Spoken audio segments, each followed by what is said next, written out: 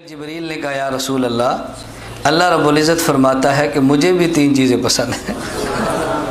اللہ کی پسند دیکھو، اللہ رب العزت فرماتے ہیں کہ مجھے بھی 3 چیزیں پسند ہیں۔ اللہ کی پسند، سبحان اللہ، اللہ فرماتے ہیں مجھے بھی 3 چیزیں۔ نمبر 1 بذل الاستطاع، نمبر 2 والبکاء عند الندامہ، نمبر 3 والصبر علی الفاقہ۔ مجھے 3 چیزیں بہت پسند ہیں۔ نمبر 1 بذل الاستطاع، خرچ کرو لیکن طاقت کے مطابق، جتنی استطاعت ہے اتنا خرچ کرو، جتنی ہے وہ تو خرچ کر ڈالو، اور جتنی نہیں ہے وہ خرچ کر کل کو بھیک مانگو، یہ اللہ کو پسند نہیں ہے۔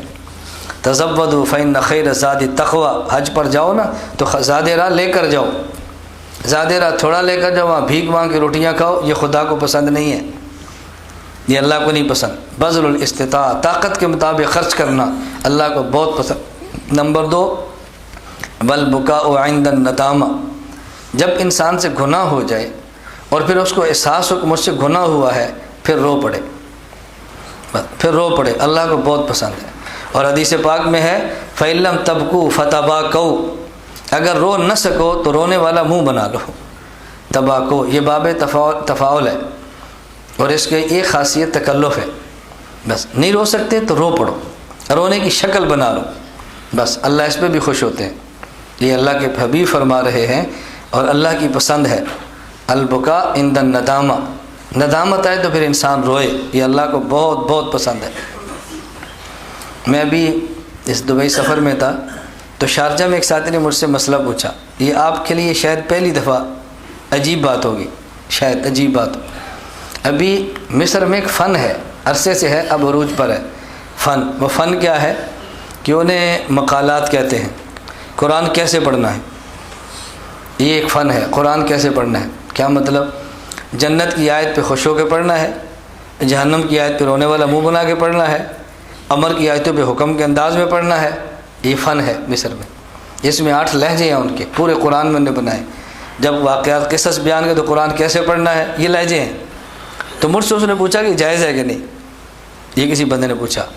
میں نے کہا بھی باقی تو مرکز آ کے دیکھیں گے یا اساتذہ سے کہیں گے، اس پہ غور کرو، بظاہر لگتا ہے کہ جائز ہے۔ کیوں؟ رسول اللہ صلی اللہ علیہ وسلم نے فرمایا فَإِن لَّمْ تَبْكُوا فَتَبَاكَوْا، اگر ایسی مقام پر انسان رو نہ سکے تو رونے والی شکل بنا لے، اور اس فن کا خلاصہ یہی ہے۔ یہ عجیب فن ہے، آپ حیران ہو گئے کہ جس طرح قرآن کی آیت ہے نا اس انداز میں پڑھو۔ اب پھر ان کے بعض مقامات میں اختلاف ہوتا ہے، یا مقام کون سا اختیار کرنا ہے۔ مثلا حضرت ابراہیم علیہ السلام نے قرآن کریم میں فرمایا یا ابت افعل نہ یا بنی انی اری فی المنام انی اذبحک فانظر ماذا تری، میں نے خواب میں دیکھا ہے تجھے ذبح کرتا ہوں، تیری رائے کیا ہے؟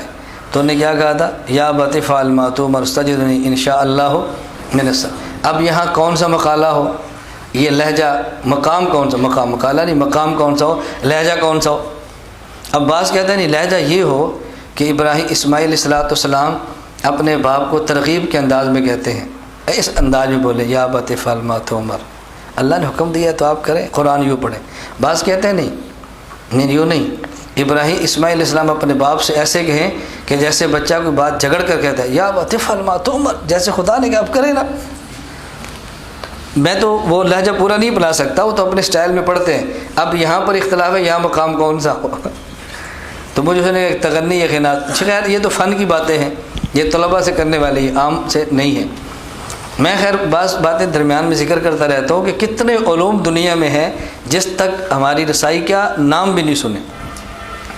تو اللہ رب العزت نے فرمایا البکاء عند الندامہ، گناہ ہو، ندامت ہو اور رو پڑے۔ اور اس کے بعد تیسری بات کہا والصبر عند الفاقہ، اگر مصیبت آ جائے، فاقہ آ جائے، مشقت آ جائے تو بھیک مانگنے کی بجائے صبر کرے، اللہ کو بہت پسند ہے۔ اگر کوئی بھیک مانگنے والا آ جائے تو یہ اسے نہ سنائیں، اللہ کو صبر پسند ہے۔ اب آپ خرچ کریں، کبھی لوگ نصیحت کرتے ہیں نا بھی اللہ کو صبر پسند ہے، تو مانگ رہے، جب تمہارے پاس آ جائے نا اما السائل فلا تنہر، اب تم نہ ڈانٹو، تم دو اس کو، تم دو، وہ تمہارے دروازے پر آ گیا، اب یہ نہ سنو اللہ کو پسند ہے صبر، بتاؤ کہ اللہ کو پسند ہے دینا، تم اس پہ عمل کرو۔